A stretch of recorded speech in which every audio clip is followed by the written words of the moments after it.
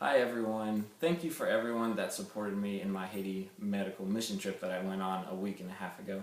But instead of sending cards to tell you about what I did, I want to tell you personally what I did. But first off, I wanted to say thank you for supporting me financially and spiritually as I went on this journey. I've been on a couple mission trips before. Specifically, I went to Mexico for 3 years in high school, and I went to Costa Rica before my freshman year in college, and this trip was a little different than the other four, to say the least. And I don't want to downplay regular mission trips by many standards, but this one was just special to me in many ways. The other trips I went on were VBS and construction focused, but this trip was more focused on a mission to spread the good news, but on a secondary basis to help them with their needs. There was people from all over the country that came. I was the only one from Kentucky, go Big Blue.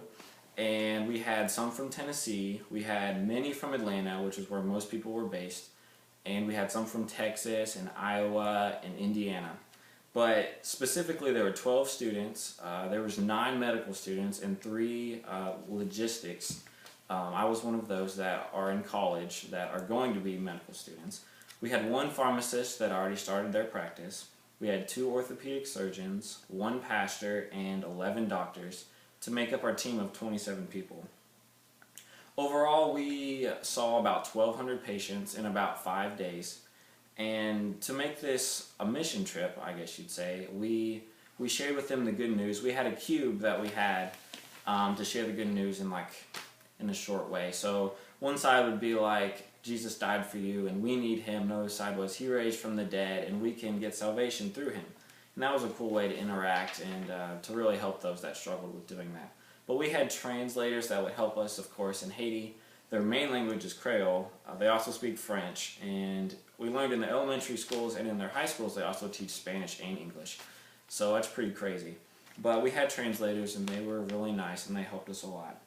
But overall on our trip we have 50 new brothers and sisters in Christ. So that was a praise, and that was our main goal.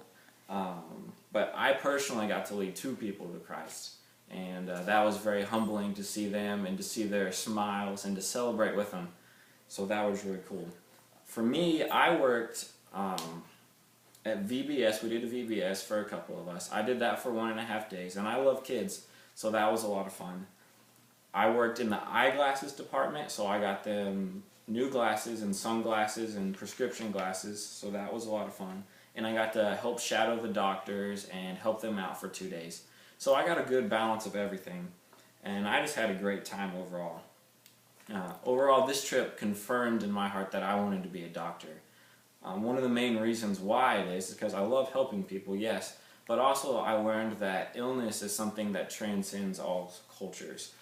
That the one thing that really links us together is disease. And I saw firsthand that once a patient is vulnerable with you to show their personal things and what's wrong with them, that they're also most likely to share with them their personal life. And once they're vulnerable, it's also much easier to talk to them about the love of Christ and that how we can only fix the temporary needs, but that the greatest physician, God, of course, can fix the most important needs. And so that really touched my heart, and I'm glad I went with such a God-fearing group that just shared the love of God, and they accepted me very, very quickly, and I've never been around a group of people like that before. But I definitely saw God work. Specifically, one story that really touched all of our hearts was actually the reason why the surgeons came. And there was a little kid named Emmanuel, and they've done this trip for about 4 years. And 4 years ago, this orthopedic surgeon, who's gone every year since, went and he met with this guy, and he was 6 years old, and he had cleft feet. And if you don't know what cleft feet is if your feet are lying flat on the ground, their feet are turned all the way around, so they walk on the tops of their feet when they can, which is not very often.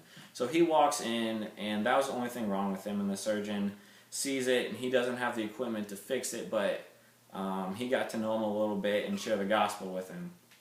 And that's all they could do for that time. Fast forward 2 years and Emmanuel comes back with his mom. And the surgeon is there again. And he asks if he has the tools to fix him. once again he says no, but they get to know each other and they get to learn that they are Christians and that he's going to do his best to get somebody with him so he can do the procedure. Well, this year was the 4th year, and the orthopedic surgeon this time brings along another coworker who just happened to have a couple of days off, so he could specifically fly all the way to Haiti, do the surgery, and then leave. So this other guy comes, and to be honest, I forgot his name because he was only there 2 days. But when he came, they miraculously found Emmanuel, because in Haiti, the poverty is undescribable that I couldn't even take the time to describe to you. But they somehow found Emmanuel, because there's no street names, there's no addresses, there's none of that. It's just all chaos. But somehow they found him, and they came to him and they said, "We'd love to do your surgery." But the mom was kind of hesitant, because these people from a long ways away who don't even speak their language said, "I'm going to take your son and I'm going to fix him. Will you trust us?" So the mom was very hesitant to let them take their son. So the mom actually said, "No, I'm not going to let you this time," because he has to stay home and take care of his other siblings, which he had 3 or 4 other siblings. And he was the oldest, and mom had to work all day, of course. So they come back the next day, and they get this kid, Emmanuel. And all along the way, they have to find a hospital. So this hospital in Port-au-Prince is very run down, but just so happens that that day an anesthesiologist and a nurse and a nurse assistant all are there for extra shifts that they thought they had, but they didn't. And it so happens that they have extra tools in a room for this kid. And it's just a miracle that all this came together. But they get the kid, they take him to the hospital, they pray for him before the surgery. They do a 2-hour surgery, they move around the tarsal bones and all the calcaneus bones and whatnot, and they showed us the pictures. And by the end of the surgery, he was walking, or not walking yet, but he was standing on both feet the right ways. And it was amazing to hear the doctors describe the smiles and the joy that came out of the mom and the kid. They kept saying that the mom was crying profusely the entire time out of Thanksgiving and joy. So it was really cool to see things like that happen. Of course, that wasn't the only story, but it was evident that God was there, that He was protecting us, and that we could see Him. So I had a great trip, and thank you so much for supporting me financially and spiritually, because it truly did help, and I really appreciate it. But as you know, I'm actually going on another trip, and some of you are supporting me for that, and I thank you for that. I'm going to Jamaica in 2 days, and I'm going with my soccer team. And we're doing a different ministry. We're playing soccer with the college teams and giving our testimony afterwards. And I'm really looking forward to that, and doing clinics with kids and showing them another great God, not just our great physician. But thank you again for your support, and I can't wait to see you all and tell you more about it. But thanks.